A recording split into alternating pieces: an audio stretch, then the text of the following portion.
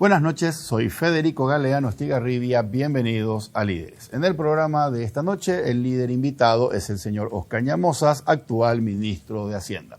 Con él vamos a conversar acerca del Tesoro Nacional, de la caja, de las proyecciones de ingresos tributarios versus las proyecciones de gastos. ¿Cuál será el déficit fiscal 2021 y cómo vamos a financiar ese déficit fiscal? También vamos a hablar acerca de los planes de reactivación y rebote económico. Como siempre, empezamos el programa agradeciendo a las empresas auspiciantes, Banco GNB, Caminamos Juntos desde 1920, Split Tokyo, El Aire Superior, con el Pacto de Confianza de NGO, y Coexma SRL, creando ambientes corporativos desde 1998.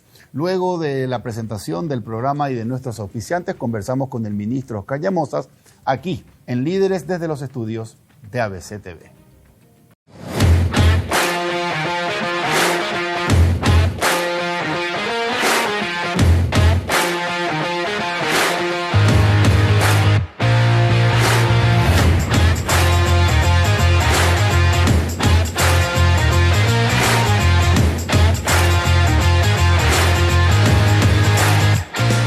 Líderes es presentado por Banco GNB, Caminamos Juntos desde 1920.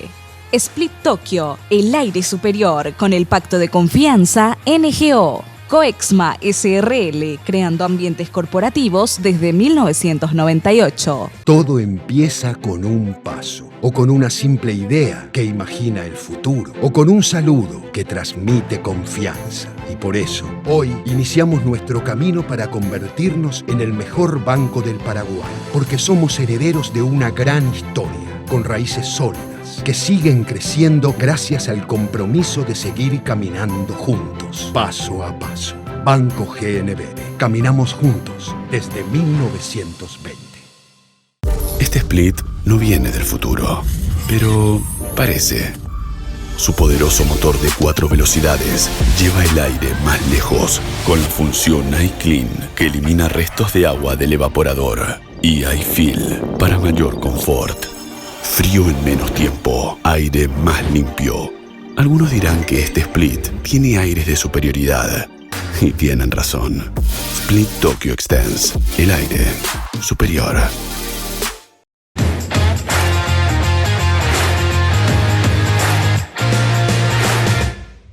Ya estamos en compañía del ministro de Hacienda, señor Oscar Ñamozas. Ministro, buenas noches. Gracias por acompañarnos de Líderes. Muy buenas noches, Federico. Muchas gracias por la invitación. Un gusto estar en tu programa y aprovecho también para dar un saludo especial a toda la audiencia.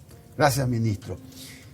Ministro, usted, además de ministro de Hacienda y jefe del Tesoro Nacional, es jefe del equipo económico nacional. Por lo tanto, me gustaría que podamos hablar de ambos temas. Por un lado, de las perspectivas de rebote económico y los planes para que se cumpla ese rebote. Y por otro lado, todo lo que tenga que ver con Hacienda, ingresos versus egresos, déficit fiscal. Ministro, primera pregunta. ¿Ya existen cifras de crecimiento de la economía primer trimestre o primer cuatrimestre de 2021 versus 2020?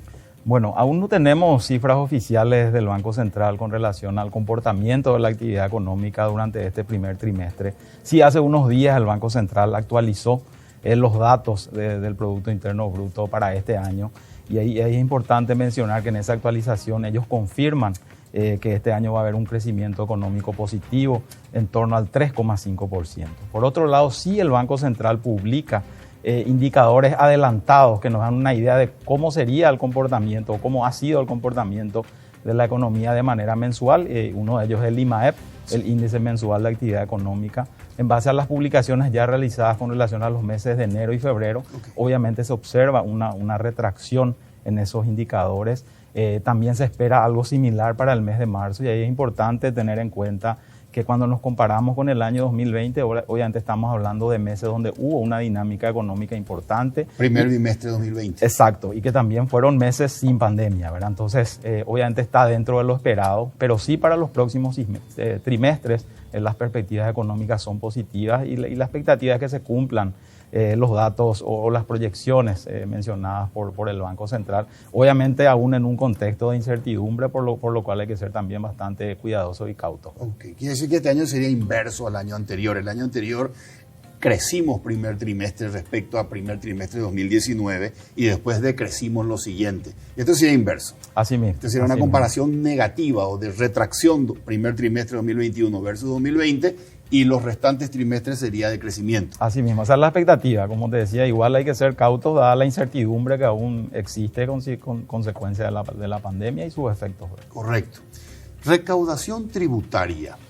Primer trimestre o primer cuatrimestre de 2021 en comparación con 2020, con ingresos aduaneros y sin ingresos aduaneros. ¿Cómo hemos cerrado, ministro? Bueno, el primer trimestre, si observamos en su conjunto, la recaudación tributaria fueron meses positivos.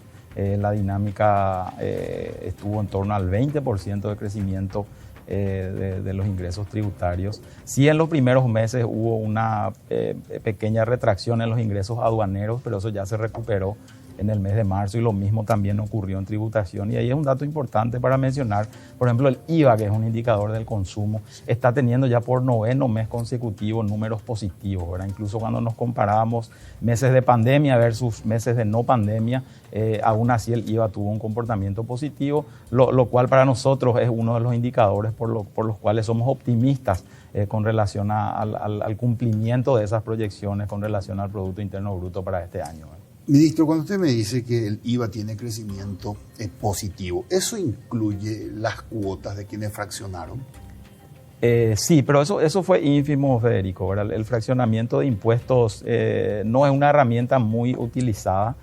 Sí hubieron diferimientos en el pago el año pasado, pero fueron diferimientos en el periodo de vencimiento, ¿verdad? Entonces, obviamente estos indicadores incorporan toda esa información, pero no es relevante, digamos, en el caso de los diferimientos, ¿verdad? Okay. O sea, refleja, digamos, una mayor actividad económica. Obviamente en algunos sectores, hay sectores que aún están con inconvenientes, principalmente el sector terciario, y dentro del sector terciario algunos específicos como el de hotelería, sí, el sector turismo, gastronomía, etcétera, que sí están todavía con un proceso de recuperación mucho más lento, pero sí hubieron otros sectores que tuvieron una dinámica muy importante el año pasado, a finales del año pasado, y continúan este año. Correcto. Este 20% es trimestre contra trimestre. Así mismo. ¿Y es solamente IVA o incluye también no, aduana? De todos los impuestos, ingresos tributarios, tanto del consumo interno, lo que cobra tributación, más del comercio exterior que cobra la dirección de aduana. Correcto. ¿Cómo yo tengo que interpretar, ministro, que en plena pandemia y comparándome contra un trimestre de crecimiento 2020, yo tenga este superávit, por llamarle de alguna manera, de mis ingresos fiscales 2021 en comparación con 2020? Bueno, como te mencionaba, Federico, hay sectores que tuvieron una dinámica muy importante a pesar de la pandemia. Ahora, este primer trimestre se generó toda una reactivación en el sector turismo, el sector de entretenimiento, digamos, tuvo un buen trimestre. Obviamente con las medidas sanitarias que se volvieron a implementar, ciertas restricciones, obviamente tiene un impacto. Y hay otros sectores que tuvieron dinámica importante. El sector agrícola tuvo una buena dinámica el año pasado, a finales del año pasado, también el sector construcciones, entonces todo eso también tiene un impacto en materia de recaudación, ¿verdad? El comercio exterior también que se está recuperando, obviamente al haber mayores importaciones y al haber mayor consumo, mayor demanda interna, también eso genera un impacto positivo en materia de recaudación. Pero ahí también siempre tenemos que ser cautos, ¿verdad? Lo que está ocurriendo con la recaudación tributaria es que nos estamos recuperando de un año 2020 bastante complejo. La recaudación tributaria tuvo una reducción en torno a los $400 millones en base a lo que estaba inicialmente previsto en el presupuesto. Durante todo el año 2020. Durante todo el año 2020. Y ya arrastramos un 2019, no tenemos que olvidarnos que el 2019 también fue un año bastante complejo, principalmente consecuencia de la sequía que afectó al sector agrícola, y tuvimos un primer semestre de retracción económica. Sí hubo una recuperación en el segundo semestre, pero eso tuvo su impacto también en materia de recaudación fiscal, ¿verdad? Entonces, lo que está ocurriendo ahora es esa recuperación de esos ingresos tributarios negativos que tuvimos el año 2020, como así también en el 2019. Correcto, correcto. Ministro,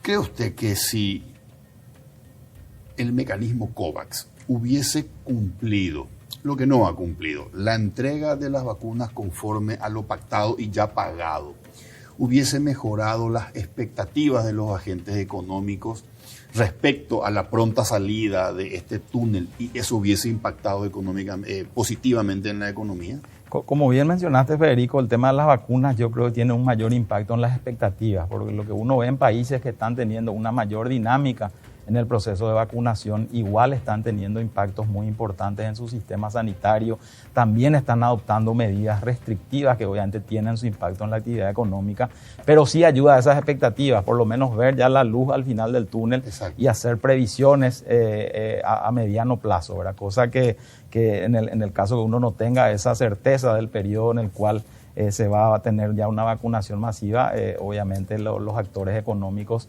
son un poco más cautelosos al momento de invertir o al momento de tomar decisiones a futuro, ¿verdad? Correcto. O sea, definitivamente impacta el hecho de que haya nebulosas o incertidumbre, impacta mucho en la economía. Así mismo, pero como te decía, yo veo más bien en las expectativas, sí tenemos que seguir cumpliendo con las medidas sanitarias, de manera que esto no tenga un impacto mayor en la actividad económica de hoy, ¿verdad? Del día a día, ¿verdad? Entonces, ambas cosas deben ir en paralelo a medida que avanzamos en ese proceso de vacunación masiva, seguir cumpliendo con las medidas sanitarias de manera que no exista ningún retroceso, digamos, en cuanto a las medidas sanitarias que se vienen implementando. Correcto.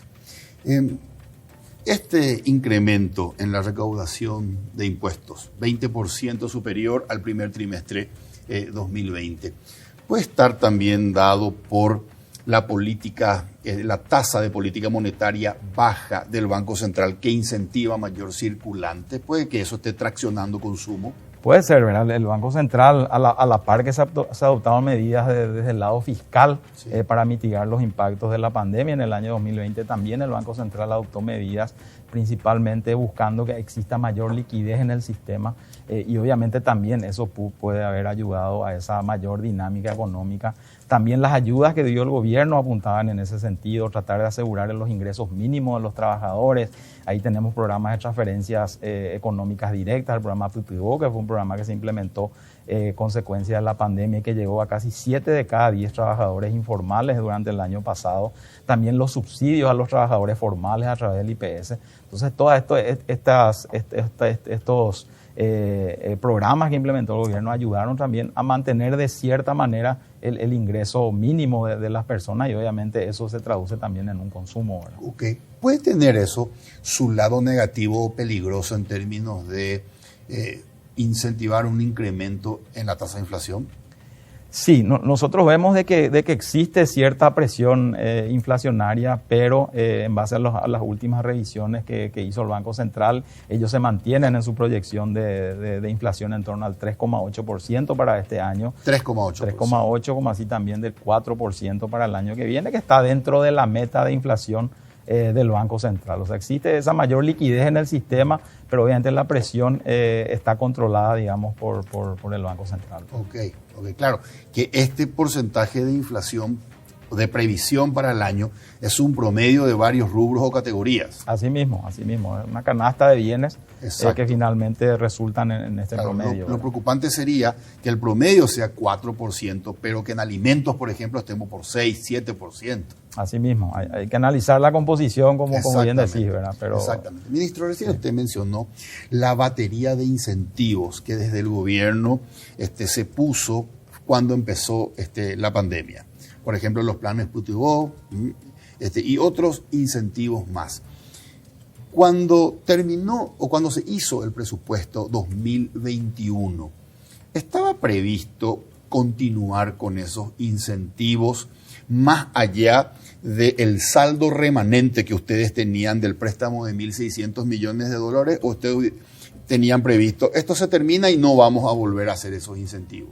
Bueno, mira, ese es un tema clave y que en muchos países realmente es un tema de discusión, ¿verdad? ¿Cuándo es el momento de retirar esos incentivos, ¿verdad? Cuando se trabajó en la construcción del presupuesto para este año, obviamente las previsiones eran distintas a las que hoy estamos atravesando. Hoy estamos en una situación crítica de la pandemia. ¿Éramos más optimistas a fin del año pasado? Así mismo, éramos más optimistas. Sí habían recursos remanentes de la ley de emergencia. Exacto. Que fueron direccionados exclusivamente al Ministerio de Salud para continuar con la atención de la pandemia. También quedaron algunos saldos que nos permiten implementar ayudas, pero ya mucho más focalizadas. Está el programa de subsidio a trabajadores de frontera, Cierto. de frontera con la Argentina, que hoy están cerradas. Entonces, todos esos programas se están financiando con los saldos de la ley de emergencia, ¿verdad? Obviamente, esta situación incierta nos pone a prueba día a día, ¿verdad? Y realmente es un trabajo bastante arduo que se está realizando desde el gobierno para tratar de sostener, obviamente, las necesidades del sistema de salud.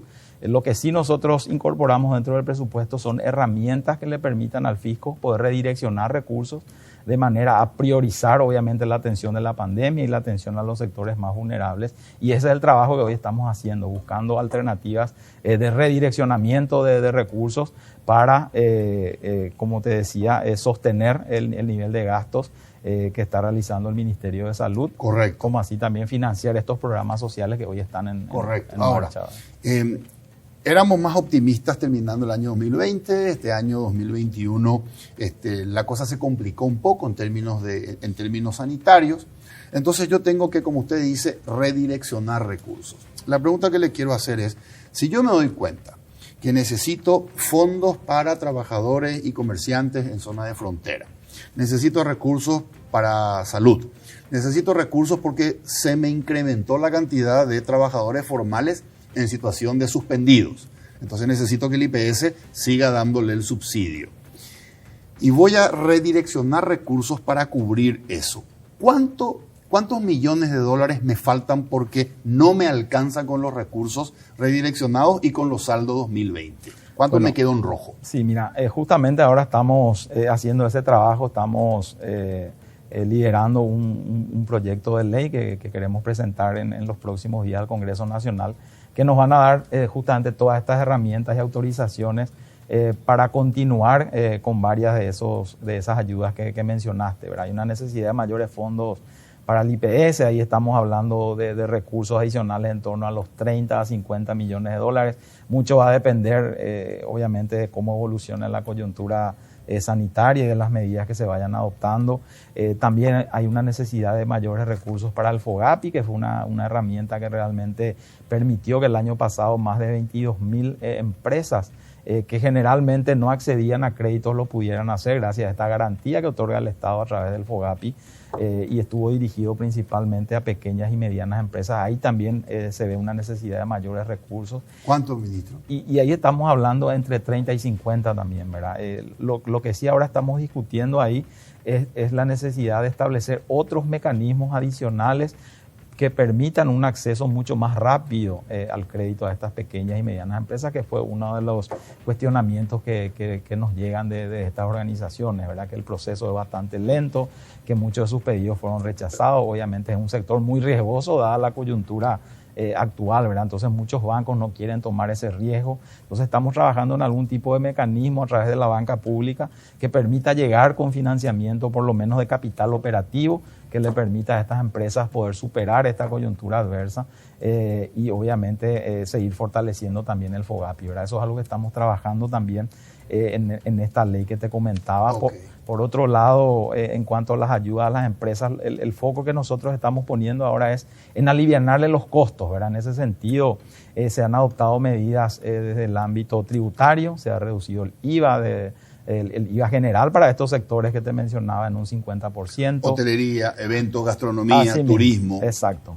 ¿Hasta cuándo? Eso va hasta octubre de este año. Obviamente eso se va revisando, como ya se hizo en principio, iba hasta abril, después se decidió extender hasta octubre. También está en vigencia de mayo a octubre la reducción del IVA a los alquileres comerciales.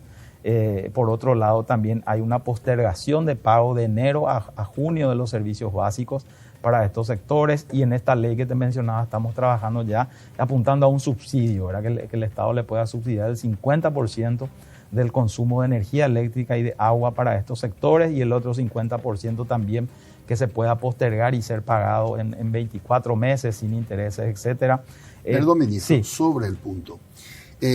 Algunos sectores, no todo el mundo puede acogerse a este subsidio en cuanto a el consumo de agua y de ANDE. Así mismo, nosotros hemos habilitado a través del Ministerio de Industria y Comercio un portal a través del cual se registran las empresas Okay. Y ahí se hace todo un cruce de información con tributación, con IPS, etcétera, porque la medida apunta al sector, obviamente, tenemos que asegurarnos que se dediquen a esa actividad y obviamente que sean empresas formales. Correcto. Entonces, este subsidio, ministro, del 50%, el Estado tiene que responder por ello ante la ANDE y ESAP. Así mismo, el Estado se hace cargo, así como lo fue el año pasado, donde se implementó también un subsidio, en este caso fueron a las familias que tenían un consumo inferior, creo que a los 250 kilowatts mes, durante 6 meses, y el Estado se hizo cargo de ese subsidio a través de transferencia de recursos a la ANDE y a la ESAP. Okay. Ellos no reciben del consumidor, pero sí reciben del Estado, así mismo, que abona este subsidio. Así mismo, y ahí estamos hablando de una previsión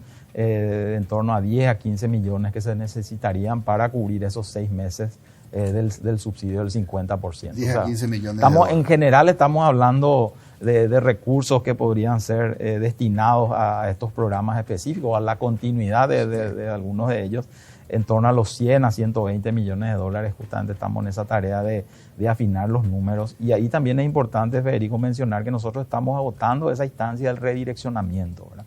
Estamos viendo alternativas, qué proyectos se cree que no se van a tener una menor dinámica este año. Entonces trata de direccionar esos recursos a financiar este tipo de programas de manera a irnos con un número razonable y obviamente tratar de evitar lo menos posible de generar mayor endeudamiento. Ok, pero obligatoriamente, aunque no el 100%, pero un porcentaje de este presupuesto de planes de emergencia va a tener que costearse con endeudamiento. Y eso todavía no estamos cerrando, ¿verdad? Que como te digo, hay distintas alternativas que estamos viendo y la primera norma, digamos, es no irnos a un endeudamiento adicional, ¿verdad? Correcto. Este presupuesto o esta necesidad de ampliar fondos del IPS entre 30 y 50 millones de dólares, ¿prevé ya hasta diciembre? Así mismo, ¿verdad? Hoy el IPS cuenta con los fondos que fueron otorgados el año pasado en el marco de la emergencia, 100 millones de dólares. Ellos estiman que esos recursos podrían llegar hasta el mes de junio y las previsiones para llegar hasta el cierre del año justamente están en torno a esos números. Correcto, correcto. Ministro, independientemente de lo que es plan de emergencia, ¿cuáles son los pilares del plan de reactivación? Aquel plan llamado Ñapu a Paraguay. ¿Sobre qué pilares nos apoyamos para reactivar y recobrar dinamismo económico niveles 2018? Bueno, este plan, como bien mencionaste, el plan Ñapuá, que fue lanzado a mediados del año pasado por el equipo económico, tenía 3 pilares, ¿verdad? Okay. Por un lado, la protección social, o sea, continuar con los programas de ayuda, como te estaba mencionando, principalmente focalizado a los sectores que aún están con inconvenientes de reincorporarse de manera plena a la actividad económica. Por otro lado, un pilar de financiamiento, como te decía, seguir apostando al FOGAPI, seguir apostando a la banca pública. El BNF el año pasado fue una de las entidades financieras que más préstamos otorgó a través de la herramienta del FOGAPI, y ver otras alternativas, como te mencionaba, de manera a poner a disposición de los sectores de recursos, no solo para la reactivación, sino también para el capital operativo y poder superar esta coyuntura bastante compleja. Y el tercer pilar, la inversión pública. La inversión pública sigue siendo un pilar muy importante. El año pasado fue uno de los sectores que tuvo un crecimiento positivo dentro del Producto Interno Bruto, no solo gracias a la inversión privada, que también fue importante, sino principalmente a la inversión pública, que alcanzó niveles históricos, ¿verdad? Por encima del 3% del Producto Interno Bruto, ¿verdad? Entonces, la idea es seguir apostando a la inversión pública, y dentro de ese pilar de inversión se abre otra alternativa, considerando que los espacios fiscales en este mediano plazo se han reducido por todo este paquete fiscal que puso el fisco a disposición de la atención de la pandemia. Entonces se piensa avanzar con una agenda bastante ambiciosa de las APP, ¿verdad? Poner a disposición del sector privado una serie de proyectos, de manera que el sector privado tenga una participación mucho más activa en la obra pública, y obviamente ese menor espacio fiscal que necesariamente nos va a obligar a reducir las modalidades tradicionales de inversión del Estado a través de préstamos, a través de deuda, se compensen con la inversión privada. Entonces, eso forma parte de este eje. Y también hay un eje transversal que es el de reformas, ¿verdad? Nosotros creemos muy importante avanzar con las reformas en esta etapa de pospandemia. Reformas, por un lado, que apuntan justamente a sostener las finanzas públicas. Hemos presentado el año pasado una ley de fortalecimiento fiscal, donde básicamente asumimos compromisos en torno a la vuelta a los niveles de la regla fiscal en el mediano plazo, como así también medidas que permitan asegurar esa solidez que tiene nuestra economía, ¿verdad? Seguir manteniendo esas bases sólidas de nuestra macroeconomía.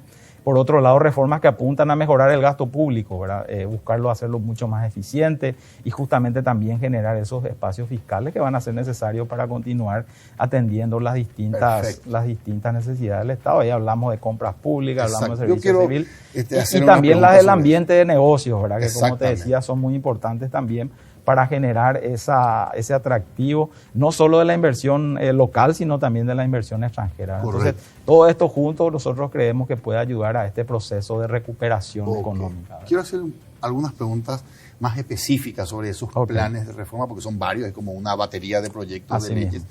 Pero antes, ministro, quiero preguntarle lo siguiente. ¿Cuál es la inversión para inversión en bienes de capital o inversiones en obras en miles de millones de dólares ideal 2021, 2022 y 2023? Promedio por año. ¿Cuál es el ideal para mantener, como usted recién mencionó, el año pasado hubo un crecimiento positivo en el sector de obras, tanto privados como obras públicas? Si yo quiero mantener a la economía creciendo en ese sector de construcciones, a través de esta modalidad APP, porque tenemos poco margen ahora fiscal para seguir invirtiendo allí, en miles de millones de dólares, ¿de cuánto estamos hablando?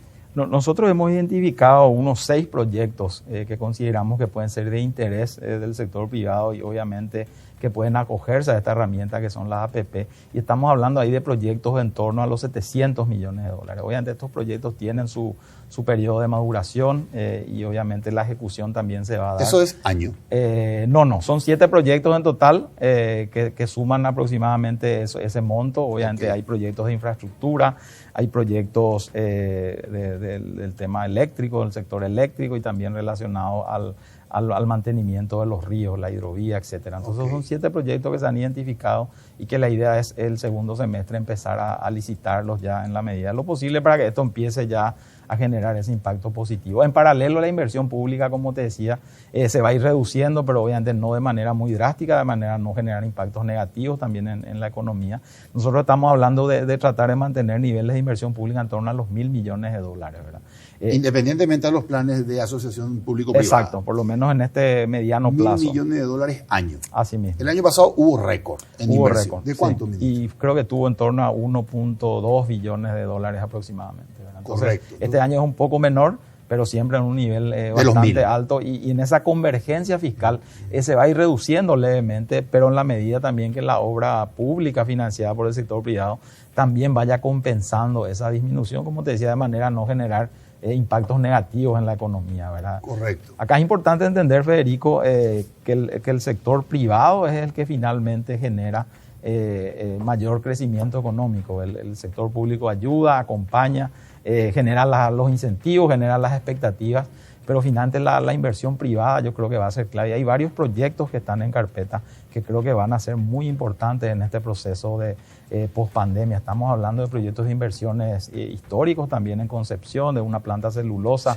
que ya está por cerrarse en torno a los 3.000 millones de dólares. Hay otras también creo que en Ipané que ya están empezando a operar también. Entonces, finalmente esa inversión privada en el sector privado es la que nos va a ayudar también a asegurar esos niveles de crecimiento y que sean obviamente sostenibles a largo plazo, ¿verdad? Correcto. Ministro, ayer el Ministerio de Hacienda quitó un comunicado respecto a déficit fiscal primer trimestre o primer cuatrimestre de 2021. Sí, nosotros mensualmente publicamos las estadísticas de las finanzas públicas y en ese sentido ayer se publicaron los datos al mes de abril.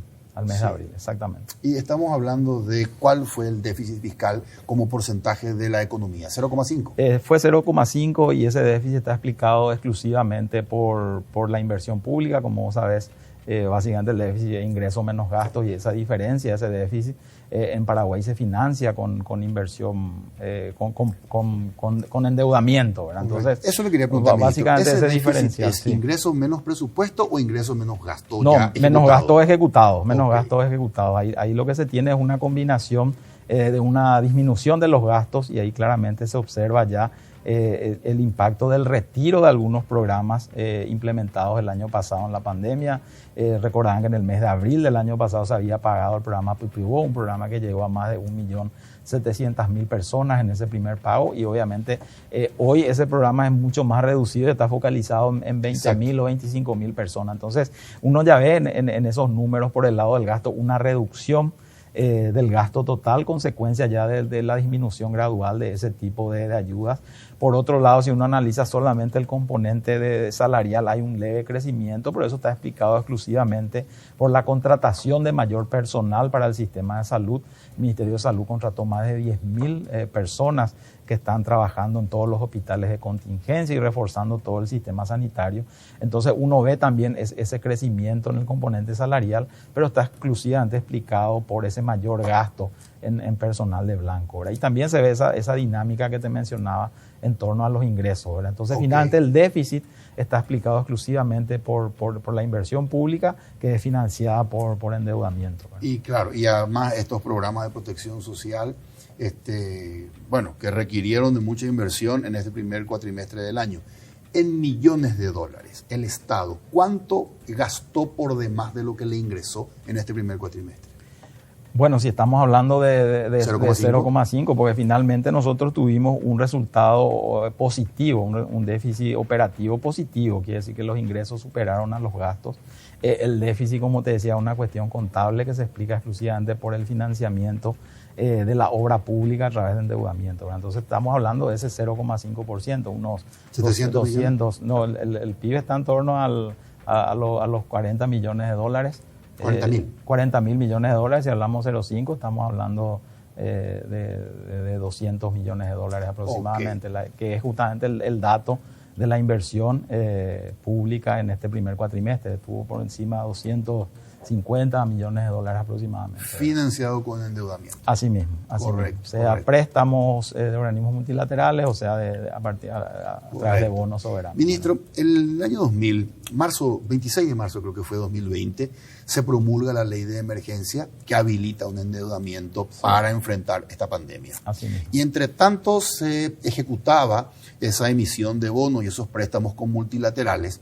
El Banco Central le adelanta 500 millones de dólares al Ministerio de Hacienda a devolver cuando recibíamos los 1.600. Así mismo. ¿Se devolvió esa plata? Sí, totalmente. El año pasado se canceló o se cancelaron esos adelantos que fueron otorgados por el Banco Central, que como bien mencionaste se utilizaban como un puente mientras se gestionaban los recursos autorizados por esa ley a través de la emisión de bonos. El año pasado se colocaron 1.000 millones de dólares de los 1.600 en bonos, y la diferencia se gestionó a través de préstamos con organismos multilaterales. Entonces, en la medida que eso se iba gestionando, se iban devolviendo al Banco Central los recursos, pero al cierre del año pasado se canceló la totalidad de la deuda con el Banco Central. Perfecto. Sí. Ministro, desde la pandemia a esta parte, se habla mucho del impacto en todo sentido de la pandemia en la sociedad, en el sentido humano, en el sentido político, en el sentido económico, y está en el debate ahora el tema de es necesario una nueva fiscalidad, con un espíritu más equitativo y que permita que los estados puedan enfrentar sus compromisos a partir de un nuevo sistema fiscal. Como economista, ministro, ¿qué opina usted al respecto? Usted habrá visto que en la Argentina se aprobó una ley supuestamente temporal, creo que le llaman ley de solidaridad, que tiene que ver con gravar a los patrimonios más elevados. Algo similar ocurrió en Chile. En Estados Unidos, el propio presidente Biden está a favor de un impuesto. Ellos le llaman a la familia súper rica a partir de 1.000 millones de dólares. Para que el Estado obtenga recursos que le permitan enfrentar los desafíos que generó esto. ¿Cuál es su opinión, ministro, sobre este tema? Bueno, ahí es importante recordar, Federico, que cuando asumía este gobierno, desde el Ministerio de Hacienda se habían planteado dos líneas de acción, ¿verdad? Por un lado, avanzar en la reforma del sistema tributario, y por otro lado también avanzar en la reforma del gasto público. Con relación a la reforma del sistema tributario, se había conformado una comisión interinstitucional con participación privada, se habían alcanzado consensos y se presenta un proyecto de ley al Congreso que finalmente fue aprobado en el año 2019, ¿verdad? Esta ley que hoy está en plena implementación por parte del Ministerio de Hacienda, nosotros creemos que va a dar al sistema o hace al sistema mucho más simple, lo hace mucho más eficiente, sin aumentar tasas, va a permitir generar una mayor recaudación. ¿No aumentó tasas de impuesto selectivo al consumo? No. Sí aumentan los topes, pero se mantienen las tasas. Obviamente eso puede ir hasta el techo, pero se dan una serie de condiciones dentro de la ley para que eso ocurra, ¿verdad? Y por otro lado, también, como te decía, busca una mayor formalización, es decir, aumentar la cantidad de contribuyentes en el sistema, ¿verdad? Entonces, hoy por lo menos nosotros no consideramos prudente modificar ese sistema tributario, como te decía, porque estamos en plena implementación y tenemos perspectivas positivas de que eso, una vez que esta coyuntura se supere, pueda generar recursos adicionales para el fisco, ¿verdad? Por otro lado, como te decía, el otro eje es el del gasto público, que hoy estamos dando una mayor fuerza a todos estos proyectos de reforma que estamos conversando, porque ahí nosotros vemos también que se pueden generar espacios fiscales que nos permitan redireccionar esos recursos que hoy estamos gastando, ya sea en compras públicas, o estamos gastando en salarios, o estamos gastando en estructuras que se duplican. Entonces, todo eso que nos permita generar estas reformas pueden ser redireccionados esos recursos a seguir atendiendo a las diversas necesidades que se generan, ¿verdad? Entonces, nosotros por lo menos apuntamos a implementar de manera plena la ley tributaria vigente, porque creemos que justamente apunta a un sistema mucho más equitativo. Se hicieron algunos ajustes en los sistemas de impuesto a la renta personal, se separó lo que es la renta personal de la de capital, se establece el impuesto a los dividendos y otra serie de acciones que, como te decía, vuelven más equitativo el sistema y permite realmente que las personas puedan contribuir en base a su capacidad contributiva, ¿verdad? Entonces, eso por lo menos el foco. Hoy estamos focalizados en implementar la ley y avanzar en las reformas por el lado del gasto público. Correcto. Ministro, ¿usted cree que el impuesto a la renta personal ha hecho más equitativo nuestro sistema impositivo? Nosotros creemos que sí, ¿verdad? Como te decía, justamente apostamos a separar lo que era el ingreso a la renta del trabajo, del ingreso a la renta de capital. Se establecieron también tasas progresivas del 8 y 10%, de acuerdo a los niveles de ingresos. Y otra serie de acciones, ¿verdad? Por el lado del impuesto a la renta de las empresas también se tomaron una serie de decisiones, se hace mucho más simple también para la parte baja de los contribuyentes, de manera a generar ese incentivo a la mayor formalización. Entonces nosotros creemos que con esta reforma tributaria estamos dando pasos importantes para generar esa equidad tributaria y hacer al sistema mucho más progresivo de lo que es hasta hoy, ¿verdad? Hoy el IVA es el impuesto más importante dentro del sistema y obviamente el IVA es un impuesto regresivo, ¿verdad? Exactamente. Y justamente a eso iba mi pregunta, ¿verdad? Una fiscalidad más progresiva, que tal vez en este momento la coyuntura no permita hacer ajustes fiscales, pero tal vez pensando en el futuro haya que plantearse algunas reformas y que tengan que ver con un sistema más progresivo y más equitativo. Así mismo, y hay todo un espacio también en las exenciones tributarias, ¿verdad? Hay varios sistemas de incentivos fiscales que obviamente necesitan también ser revisados de manera a dar continuidad a aquellos que realmente están cumpliendo su objetivo de generar empleo, generar riqueza en la economía y aquellos que no, obviamente empezar a revisarlo. Entonces ahí también hay todo un espacio en materia tributaria, ¿verdad? Correcto. Ministro, ahora sí quiero volver a este tema que usted mencionaba y que tiene que ver con la reforma del Estado. La reforma del Estado, le voy a mencionar algunos de los proyectos de leyes que ha presentado el Poder Ejecutivo como la batería de herramientas para generar una reforma del Estado. Algunos le llaman reforma administrativa del Estado. Reforma del servicio civil, reforma de compras públicas, ley de administración de pasivos, ley de responsabilidad fiscal 2.0, reforma de la estructura del Estado, creación de la superintendencia de jubilaciones y pensiones, bueno, y hay como cuatro más. La primera de ellas, recuerdo que el señor Alberto Acosta Garbarino, presidente de Desarrollo en Democracia y del Banco Familiar, decía la madre de todas las batallas, le llamaba a esta ley de reforma del servicio civil. ¿En qué estado está en este momento? Bueno, el año pasado el Ejecutivo terminó la revisión de la nueva propuesta de ley, lo presentó de manera formal ante una comisión de reforma que se había instaurado dentro del Congreso. En esa comisión se generaron debates, audiencias públicas. Perdón que le interrumpa, sí. Ministro. Esto, antes de presentar a la comisión en el Parlamento, ¿fue socializado con los gremios de los funcionarios públicos? Sí, hubo todo un trabajo y mesas que se instalaron al respecto, ¿verdad? Obviamente hubo un trabajo de escritorio tratando de incorporar la experiencia que ya tenemos con esta ley, que tiene más de 20 años, también las mejores prácticas a nivel internacional. Okay. Hubieron expertos internacionales que nos ayudaron a la elaboración de esta ley. Obviamente después se puso a conocimiento de distintos sindicatos. ¿Y cuál fue la reacción? Y obviamente hay puntos donde no hay consenso, ¿verdad? Entonces lo que se acordó es enviar la ley a esta comisión, Okay. y que sea en esa discusión que se dé finalmente el debate sobre esos puntos. Nosotros creemos que hay entre un 80-90% de consenso. Hay temas centrales con relación a los sindicatos, el tema de la antigüedad y otro tipo de ¿Hace cuánto que cuestiones. está en el Congreso esta ley? Y mira, si mal no recuerdo, Federico, eso está en septiembre. Como te decía, obviamente está en una comisión. Lo que nosotros vamos a hacer ahora es, en base a esas reuniones que se tuvieron en ese contexto, hacer los ajustes que nosotros consideramos pertinentes, y también ya en los próximos días poder presentarlo ya ante el Senado, de manera que inicie ya su proceso de tratamiento legislativo, ¿verdad? Correcto.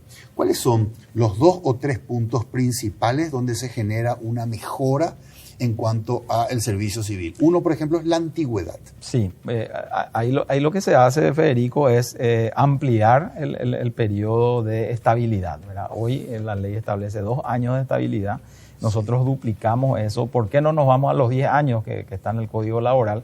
Porque lo que uno busca es generar la carrera del servicio civil. Entonces, si uno pone límites muy altos, puede ocurrir que con cualquier cambio de gobierno se dé un cambio masivo del funcionario público, y generalmente se rompe esa carrera y la profesionalización que uno busca dentro del servicio civil. Pero principalmente yo creo que los puntos centrales de esta ley, por un lado, son el reordenamiento jurídico, ¿verdad? Okay, perdón, ministro, antes de pasar a eso. Sí. Hoy, antes de que esta ley sea aprobada, el funcionario público cumple 2 años y ya tiene estabilidad. Así mismo. Y lo que ustedes están proponiendo es que a partir de 4 años yo adquiera la estabilidad. La estabilidad, okay. Pero eso no implica que se puedan hacer durante la permanencia en la función pública evaluaciones periódicas, y que el resultado de esa evaluación también pueda tener como consecuencia la salida del funcionario público de la carrera, obviamente si incumple con cuestiones relacionadas al cumplimiento de sus funciones, o no está apto para ejercer la función pública. Obviamente Correcto. Ese funcionario tiene que salir, ¿verdad? Ok. ¿Qué otro cambio propone esto? Por ejemplo, creo que en esta ley se hablaba que en la medida que se van jubilando, por cada 2 jubilados solo puede ingresar uno nuevo. En realidad hay una regla del 3 por 1, ¿verdad? Que cada 3 que vayan saliendo pueda ingresar uno. Pero como te decía, Federico, yo creo que hay un tema central que es la cuestión jurídica. Hoy la ley vigente no rige para todos los organismos y entidades del Estado. Muchas de ellas, a través de acciones de inconstitucionalidad, se han exceptuado del cumplimiento de la ley vigente. Otras, a través de las leyes de presupuesto, han hecho lo mismo. Entonces, finalmente, hoy existen entidades que no se rigen por los principios de la ley de función pública. Es decir, uno encuentra hoy una heterogeneidad de salarios que son pagados a funcionarios públicos. Inclusive hay igualdad de funciones.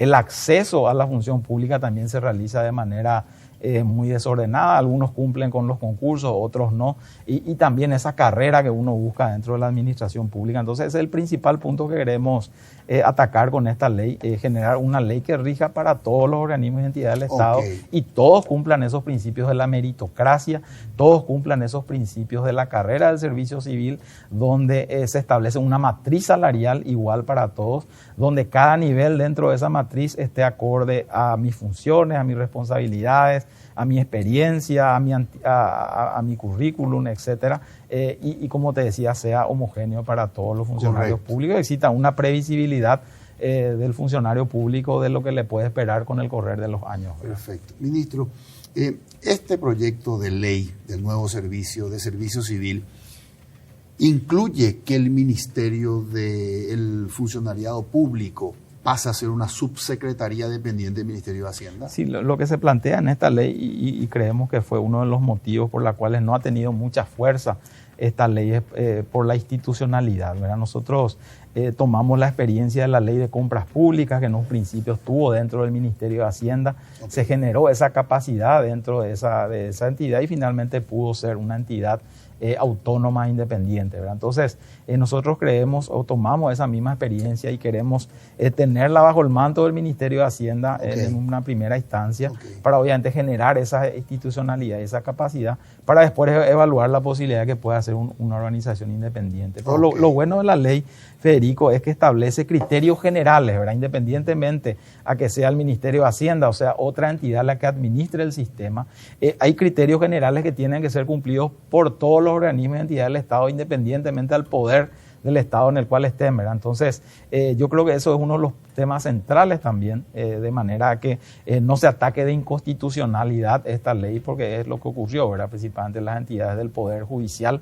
la han atacado porque ellos decían que no podía ser una secretaría que le norme a un poder del Estado. Entonces, esta ley establece criterios generales que son de cumplimiento obligatorio para todos y después ya cuestiones muy específicas que hacen a esta Secretaría de la Función Pública, que su principal objetivo va a ser regular el sistema para las entidades que dependen del Poder Ejecutivo, ¿verdad? Y las que están por fuera de los demás poderes van a tener sus propios órganos de aplicación, sí. Pero se van a regir por los criterios generales de la ley, ¿verdad? Cosa que no está ocurriendo en este momento. Cosa que no está ocurriendo hoy, ¿verdad? Poder Judicial y Congreso, por ejemplo. Así mismo. Correcto.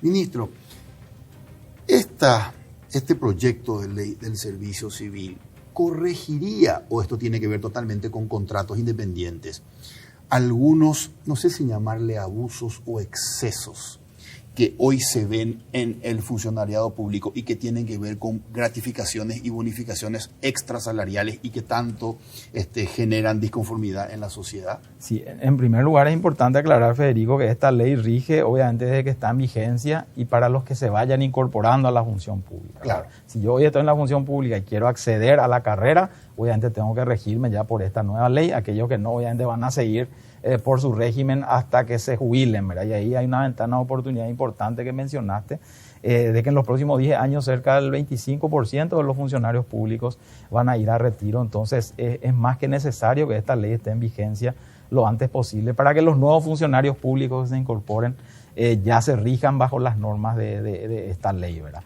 Con relación al tema salarial, como te mencionaba, dentro de la ley se plantea una matriz salarial, sí. Y esta matriz salarial va a ser única y va a estar atada exclusivamente a cuestiones relacionadas, como te decía, a la antigüedad, la experiencia, al perfil, a las responsabilidades, etcétera, y ese va a ser el único ingreso que va a tener el funcionario público. Obviamente están las cuestiones establecidas en el Código Laboral, como el pago por horas adicionales, horas extraordinarias, etcétera, que van a continuar, o algún tipo de otro beneficio que está establecido de manera expresa en el Código Laboral, ¿verdad? Pero en materia salarial ese tiene que ser su único ingreso, ¿verdad? Correcto. Por ejemplo, el beneficio del seguro médico privado. Ese es un tema que se negocia independientemente de lo que dice la ley del servicio civil, o está incluido ahí. Bueno, eso va por fuera, Federico. Hay que entender que el funcionario público, como cualquier trabajador del sector privado, el empleador le tiene que brindar la seguridad social. Y ahí hablamos de jubilación y hablamos también de cobertura médica. Lo que ocurre en el Estado es que el funcionario público aporta el 16% de su salario a un fondo, pero que va exclusivamente a la jubilación, y hoy están descubierto la parte de cobertura sanitaria, ¿verdad? Entonces es ahí que empezaron a cubrir esta falencia, digamos, a través de los seguros privados. Lo que nosotros estamos trabajando y que también está como una de las propuestas de reforma para este año es ir migrando al funcionario público al IPS, así como hoy lo tiene el sector privado, pero obviamente eso va a requerir un proceso, mismo por la capacidad que pueda tener el IPS de atender a todos los funcionarios públicos en el sistema, ¿verdad? Entonces eso es algo que se está trabajando de manera a ir dejando los seguros privados e ir migrando al IPS, pero ahí también hay que entender que finalmente el Estado también, como cualquier empleador, va a tener que hacer su aporte al IPS, en vez de hacer el aporte a una seguridad privada, lo va a hacer al IPS. Entonces ahí un poco tratar de demistificar todo esto que se habla de que pues, se pueden generar grandes ahorros para el fisco si es que dejamos los seguros privados y nos vamos al IPS. El IPS igual hay que pagar, el empleador tiene que pagar y también el empleado, ¿verdad? Entonces, posiblemente todos esos recursos que hoy se destinan a la seguridad médica privada tendrían que ir al IPS en concepto de aporte patronal, ¿verdad? Ok. Ministro, cuando mejore el sistema jurídico del funcionariado público, ¿cuánto por ciento impacta en la mejora de la calidad del gasto público? Tengo entendido que 3,84% es la pérdida por mala calidad del gasto público que hoy tiene el Estado paraguayo. Es decir, de 14.000 millones de dólares, que es el presupuesto anual de la nación, 3,8, casi 4%, redondeando 4%, es pérdida por mala calidad del gasto. ¿Cuánto por ciento de eso estaríamos disminuyendo, esa pérdida, al mejorar nuestra ley del servicio público?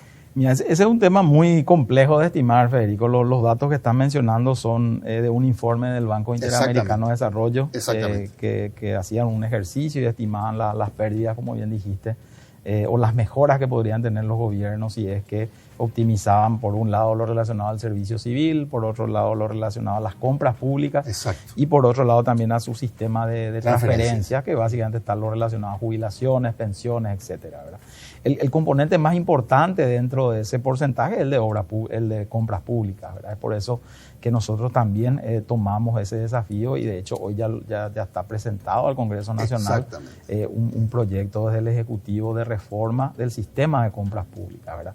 Nosotros no queremos hablar de ahorro porque finalmente hay muchas necesidades que hoy están insatisfechas, ¿verdad? Entonces, finalmente lo que va a ocurrir es que todos esos recursos que se puedan ahorrar, digamos, en cualquiera de esos temas del servicio civil, de compras públicas o del sistema de transferencias, va a ayudar a generar mejores servicios públicos. Hay una mayor demanda de mayor personal de blanco, de mejores salarios para los docentes, para los médicos, necesidad de mayor seguridad, etcétera. Entonces, finalmente, eso necesita también de recursos. Entonces, lo que va a ocurrir cuando implementemos todas estas leyes, como te decía, es generar esos espacios, redireccionar esos recursos y potenciar los otros que finalmente nos va a permitir dar un mejor servicio a la ciudadanía. O sea, finalmente, ese es el objetivo de estas propuestas de reforma, más que de generar un ahorro y tener guardado nosotros el dinero, teniendo en cuenta que hay una demanda insatisfecha muy importante. Estamos hablando de una relación de porcentaje del presupuesto para inversiones versus porcentaje del presupuesto para gastos corrientes. Sí. ¿De cuánto estamos hablando hoy? Bueno, hoy de los 14.000 millones de dólares del presupuesto, cerca de un 30% está destinado al pago de servicios personales, ¿verdad? Dentro de ese porcentaje, como te decía, una gran parte va al financiamiento de salarios de docentes, al financiamiento del personal de blanco y al financiamiento de las fuerzas públicas. Si vemos exclusivamente los gastos financiados con recursos del Tesoro, cerca del 80% de los recursos del Tesoro destinados al pago salarial van a estos sectores, ¿verdad? Y un 20% va al mantenimiento de los funcionarios administrativos, por así decirlo, ¿verdad? Pero gran parte va a estos sectores, ¿verdad? Entonces, cuando se habla de temas salariales también se tiende a generar ahorros que por ahí no existen, ¿verdad? Porque la realidad es que hay una estructura dura. Estamos hablando de la ley del servicio civil, que rige para los funcionarios civiles, que son el 20% del funcionario público total. Estamos hablando de poco menos de 100.000 funcionarios públicos administrativos, el resto son personal de blanco, policías, militares, etcétera. Entonces esta ley va a regir para ese sector, ¿verdad? Y si le sumamos todo lo que tenga que ver con, además de los salarios, otros conceptos de gastos corrientes, ¿cuánto por ciento de gastos corrientes y cuánto es inversión? Bueno, gastos corrientes, si miramos exclusivamente los recursos financiados a través del Tesoro, prácticamente estamos hablando de 9 de cada 10 guaraníes que va a ese tipo de gastos, ¿verdad? Correcto. Tanto salarial como así también el mantenimiento mínimo de los gastos de las entidades, como así también de los programas sociales. Es importante mencionar que también los programas sociales como adultos mayores, dentro de gastos corrientes, que tienen un costo de cerca de 200 millones de dólares al año, se paga con impuestos. También el déficit de la caja fiscal, que es otro tema también muy importante y que está en nuestra lista de reformas. Tenemos que en algún momento concentrarnos en esos sectores. Hoy la caja fiscal administrada por el Ministerio de Hacienda tiene déficit ya en algunos sectores, Correcto. el sector de las fuerzas públicas. Ese déficit se financia con impuestos. Así mismo. También hay déficit en el sector docente. Hoy ese déficit se cubre con el excedente de los sectores administrativos, pero en algún momento tenemos que sentarnos y atender esa situación porque esto es insostenible en el mediano plazo, ¿verdad? Correcto. Ministro, tengo que hacer una pausa y por favor, a la vuelta dígame cuál es la perspectiva de cotización del dólar para lo que resta del año. Ok. Vamos a hacer una pausa. Antes, permítanme recordarles que los muebles que utilizamos aquí en Líderes son de Coexma SRL, creando ambientes corporativos desde 1998. Regresamos y cerramos el programa con el ministro señor Oscar Ñamozas. Todo empieza con un paso, o con una simple idea que imagina el futuro, o con un saludo que transmite confianza. Y por eso, hoy iniciamos nuestro camino para convertirnos en el mejor banco del Paraguay, porque somos herederos de una gran historia, con raíces sólidas, que siguen creciendo gracias al compromiso de seguir caminando juntos, paso a paso. Banco GNB. Caminamos juntos desde 1920. Este split no viene del futuro, pero parece. Su poderoso motor de 4 velocidades lleva el aire más lejos con la función iClean que elimina restos de agua del evaporador y iFeel para mayor confort. Frío en menos tiempo, aire más limpio. Algunos dirán que este split tiene aires de superioridad y tienen razón. Split Tokyo Extends, el aire superior.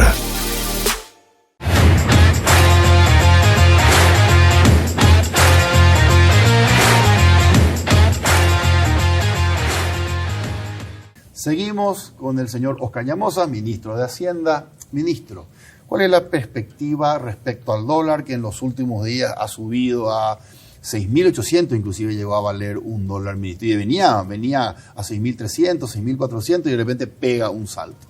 Bueno, el tema del tipo de cambio realmente es una variable bastante compleja de estimar y más aún en coyunturas como la actual. Lo que nosotros hacemos es revisar de manera permanente su evolución, porque es uno de los indicadores que utilizamos para la construcción del presupuesto, ¿verdad? Exacto. En ese sentido, el presupuesto incorpora tanto ingresos en dólares como gastos en dólares, así que para nosotros es una variable muy importante. En ese sentido, cuando construíamos el presupuesto para este año, nosotros estimamos un tipo de cambio promedio para todo el 2021 en torno a los 7.090, 7.092 guaraníes por dólar. Hicimos en una de las últimas revisiones, hicimos un ajuste a esa estimación, más aún que ahora nos encontramos nuevamente trabajando ya en el presupuesto del año 2022, ¿verdad? Entonces, para este año nosotros vemos una depreciación menor del tipo de cambio. Creemos que el tipo de cambio promedio del año va a estar en torno a los 6.855 guaraníes aproximadamente.